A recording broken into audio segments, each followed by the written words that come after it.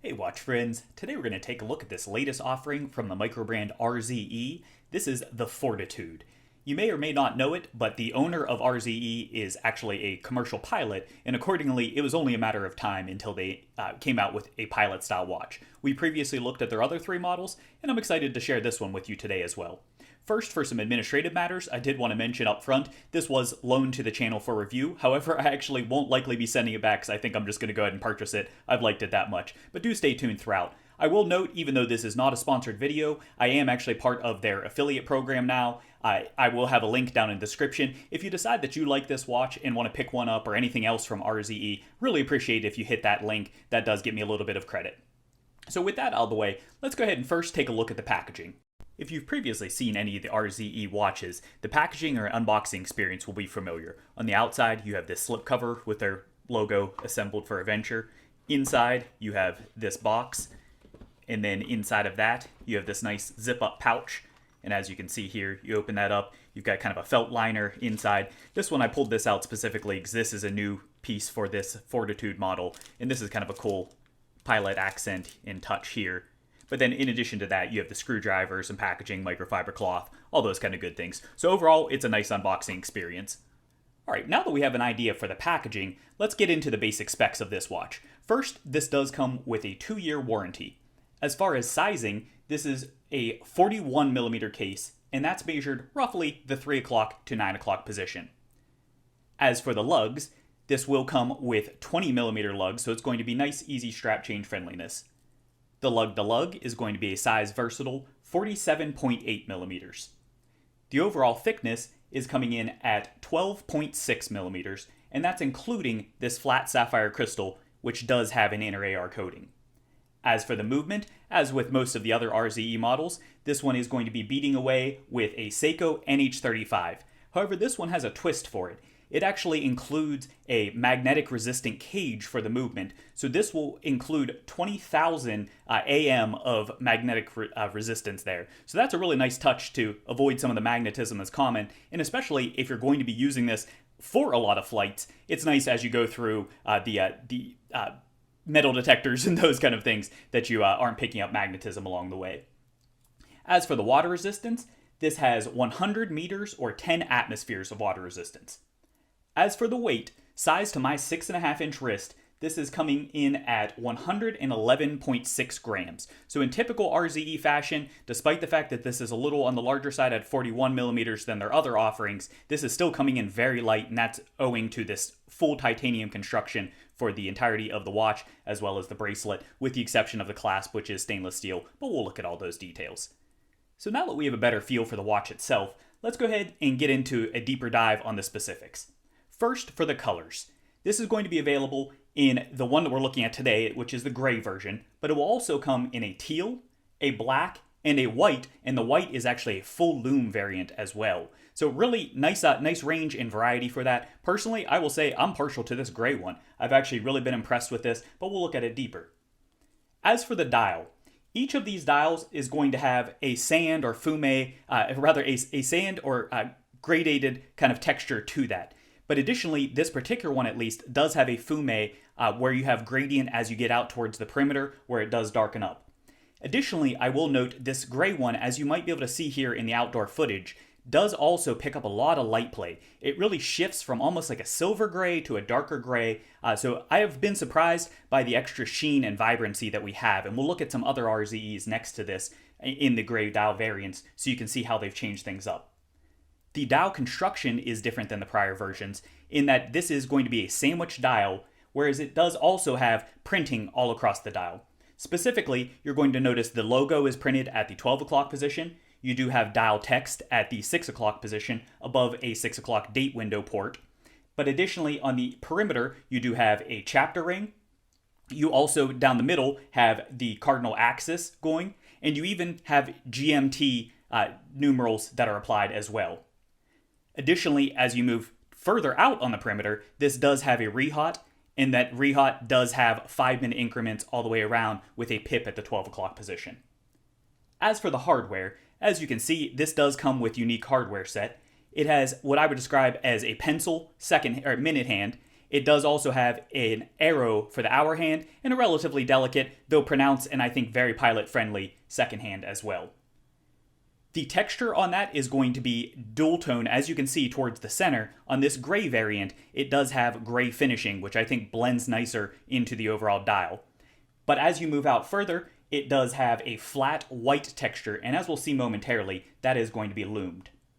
The markers, you may or may not have noticed, actually have a very subtle border around them also, which I think is a great complement and touch to the otherwise what can be somewhat boring to some people sandwich dowel inserts. So I think that's very tastefully done in just a nice way to kind of break that up and integrate it seamlessly while at the same time improving legibility. As for the loom, as we already talked about, the hands on this are going to be fully loomed, so that's nice. It gives you a nice bold area overall, which makes great legibility, especially on a pilot watch. Additionally, of course, the markers are loomed as well. I found this loom to perform very adequately, and this is a BGW9 that is applied all the way around. Shifting over to the bezel on this is really one of the focal points of this watch. This is something very different than any of the past RZEs. As you can see, it is a fixed bezel that does sit flush with the case overall. It does have just a slight touch of a little ring under there that almost looks like a polishing, though that might just be a shiny brushing underneath, which I think adds great separation between it and the case, almost giving it the look of a rotating bezel. The bezel itself is going to be very sloped, so as you can see, that seamlessly comes up and I think really fits this design and complements it well, especially continuing through to the inner portion of the bezel that holds the crystal. The most pronounced feature, though, is going to be this turbine-style milling that goes around. When I first saw the prototype pictures of this, I absolutely fell in love with that bezel. For me, I think it's very eye-catching. I think it really fits the pilot-style watch extremely well, and overall, I'm very pleased with that. Shifting over to the case, as mentioned, this is going to be a full titanium construction for the bracelet, the case, the bezel, with the exception of the clasp, which is stainless steel. Additionally, as with other RZE models, this is going to be a fully coated case, bracelet, etc. So you do have that added scratch resistance that comes with that. So you get the light weight of titanium without the scratch tendency that titanium typically includes. As for the finish on the case, it is going to be primarily vertical brushing all the way around. As you can see, it does have a gradual downturn to the lugs that does pretty well line up with the case back. Out on the perimeter, you can see that there are drilled lug holes, making for easy strap change friendliness. Shifting over to the lugs, you can see there is a nice compound cut to these lugs, and they did keep a similar finishing overall. You can see this does switch to what looks like a radial brushing going around there, which I think adds some contrast and some pop, and I think looks nice over there. But additionally, that tapers down to meet with that end link, and I think that's very well incorporated. I like that a lot. Shifting over to the crown side, you can see this does not have crown guards, which I think is in keeping with the overall pilot styling of this particular watch. As for the crown itself, this is measuring 7.9 millimeters. So it is definitely, as you can see visually here, it is on the larger side, though I really don't think it's disproportionate at all. In pictures, I wasn't certain, but in person, I think it's perfectly sized, makes for a great, easy grip there. But I think additionally, it visually works well. And of course, this is going for, if you wanted to try this with lugs, or with gloves or anything like that, it makes it to where it's still easy to grip a hold of. So that's excellent. The crown is going to be screw down, and as you can see, it is signed with a nice raised logo there. Very well applied. One of the coolest things though with this is it does actually add a red accent. You can start to see that peek through. So as you unscrew this, for that visual check, just like you would have in any typical pilot fashion, where you have those redundancies and those fail-safes in place, if your crown is unscrewed, you can see that red peeking through, which I think against the titanium, not only is it attractive, that really is a nice kind of visual check there to make sure that your crown is fully secured and seated before it gets exposed to any water. Great touch there, like that a lot. Shifting over to the case back on this particular one is going to be very similar to the past RZEs. You'll notice that it has radial brushing applied all the way around. It is a screw down case back, and it does just have your basic clean text going around the perimeter there. Shifting over to the bracelet is tapered on this as it is with other RZEs. So it starts at 20 millimeters at the top, and it does taper down to 16 millimeters at the clasp. The bracelet finish is going to differ from the other RZE models, as is the case itself. This is going to be more of, I would say, like a stainless steel look, despite the fact that this is titanium, and it does have brushing all the way running the length of it. Additionally, you might have noticed they did still carry forward with the FEMO end links, which is a great touch there. However, instead of the H-link construction of the past bracelets, this one has almost what I would describe as being like a snake scale kind of construction. You can see the individual bracelet links, while it is squared off in the center, does actually have a taper and angle to the outer perimeter, which that to me is what gives that snake scale look. I think it's extremely well fitting to this overall pilot style, very much has a pilot vibe to me. Additionally, the links are nice and small and do have excellent articulation and drape across the wrist, so very comfortable there. As with past RZE models, the bracelet links are going to be retained with screws, so you will have easy bracelet adjustment friendliness there. If you're looking for a good screwdriver, while this does include one in the package, I will have one linked in the description, Amazon affiliate link, if you want to use that for any of your Amazon purchases. Definitely do recommend keeping a good one on hand. As for the clasp, I'm excited to say this is the first RZE that now includes a fold-over clasp with a double pusher. I've been mentioning this in the past that I would have preferred to have a double pusher construction as opposed to just the press fit retention. So this is an excellent touch, and I'm glad to see that carry forward. The clasp itself is going to be held with a fold-over keeper that is signed, and as we just saw, this does have milled bridge as well. On the side, you will notice there are 6 micro adjustment holes, so plenty of range and adjustment capability for this.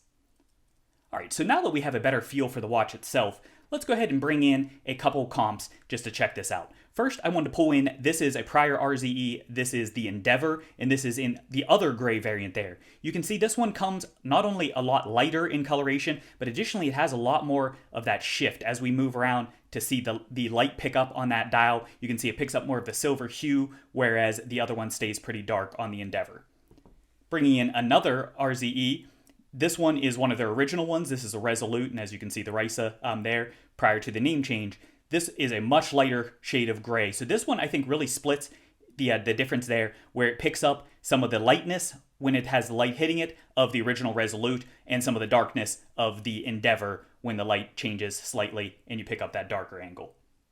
All right, so now that we have all of that out of the way, let's go ahead and talk about some of the pros, in my opinion, the critiques, as well as the overall summary. First, for the pros. We've already touched upon this throughout, but I absolutely love this bezel. I think the milling is gorgeous. I think the turbine look is perfect to the pilot style watch, and I think that's great. The legibility, as you would expect on a pilot watch, I found to be excellent overall, with one asterisk that we'll talk about in just a moment. The bracelet, already have talked about that has excellent articulation, very comfortable, and I think the overall look suits this watch quite well, so I think great choice on that, and I love seeing something different coming from the brand. In typical RZE fashion, this does have the lightness that you'd come to expect, though if you found their past models to be too light, this one does add a little bit of heft, coming in anywhere from 10 to 20 grams more than some of the prior models, so I do think it balances out nicely. Not one that is complete featherweight, but at the same time still very light on the wrist, and then of course with the scratch resistant coating does have excellent durability as well. The anti-magnetism for this price range, which I will say, price on this, I do encourage you to act quick. As of time of publishing, this should still be $499. However, it will be going up to $599. It's not common that you see anti-magnetism included in a watch in this price category, so I think that's a great addition. And then the overall aesthetics, I think this is a very attractive watch. I think whether you're looking for a pilot style watch or just a general do-all watch, I think this one looks great.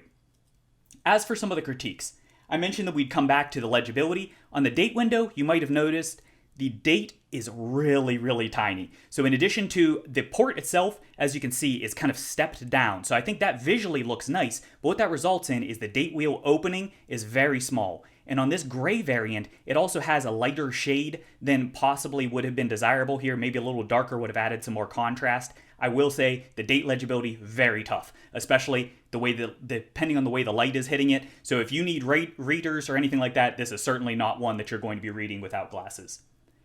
Out of the box, I will say that the bracelet had a little bit of what I would call stickiness. It was experiencing some binding between the links, but as you can see, it's already worked itself out in the little bit of time that I've had this on wrist, over about a week or so. So really a minor thing there, just something to note in case you experience that out of the box. It does get better. The crown milling, while I think the crown itself is very nice and I like the sizing and I like the milling overall, I do wish that it had incorporated and carried through this turbine milling, made it a little bit wider, but additionally made it angled and carried forward. I think it would have been just a little more cohesive overall, so I would have visually liked that change, but functionally, no complaints there. And then finally, we already talked about the price. I will say, many people are probably going to scoff at the price for an NH35 of being $500 to $600. However, that being said, I do think you get a lot of little things with this one, like the scratch-resistant coating that isn't cheap, the additional milling that you have on the bezel, the anti-magnetism that you get with the installation of that cage. So it's something to keep in mind. I do think you're getting a fair amount for your money, but I do expect that's going to be a critique for many. So overall, where does that leave us? Just as I found with other RZE watches, I will say I think this is excellently done. The machining is nice, the overall fit and finish of it, the attention to detail, I like the way everything seamlessly incorporates throughout, so I think it's very tasteful. At the end of the day, this isn't your typical pilot watch, but I think it's still very recognizable and you can tell what the inspiration for this was. Also, while I personally have been a big RZE fan and I own 4 in my own personal collection of 2 Resolutes and 2 Endeavors, all purchased with my own money just as this one will be, that being said, this is probably my favorite RZE to date. So I do encourage you, if you're in the market, to check one out. Again, as I mentioned, I do have affiliate links down in the description if you want to use any of those. If you decide to pick one up, greatly appreciated. Finally, if you did like this video, please do hit that like button. And if you haven't done so already, please do smash that subscribe button. Greatly helps the channel and is tremendously appreciated. Thanks for watching.